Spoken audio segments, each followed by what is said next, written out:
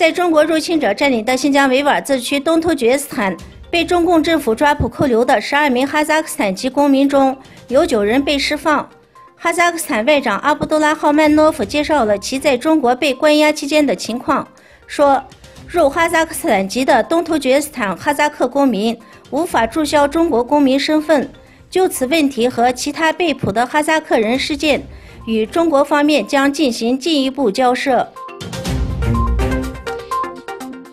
根据新华网5月30日报道，以色列国防军29日发表声明说，加沙地带当天共向以色列南部地区发射了约70枚炮弹和火箭弹，造成至少3名以色列士兵受伤。作为回应，以色列空军当天空袭了加沙地带7个军事场所，包括弹药库、指挥部和海军军事目标等。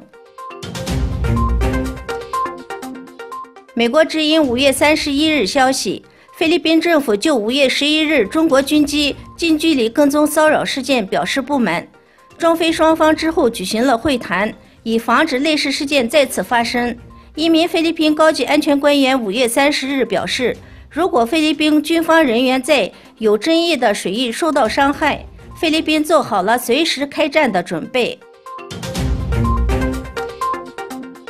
中央社博讯报道，5月30日，阿富汗内政部遭到攻击，持枪好战分子引爆炸弹，试图闯入位于首都喀布尔的政府机关，造成1名警察遇难，至少5人受伤。伊斯兰国已宣称发动这起斋戒月的攻击。此外，塔利班也增强了对喀布尔的攻势，因此成为首都平民死亡人数最高的地点。新唐人5月29日报道，比利时东部城市烈日发生枪击案，一名男子开枪打死4人，其中包括2名警察，嫌犯随后被警方击毙。比利时警方确定这起枪击案是恐怖袭击，已全面展开调查工作。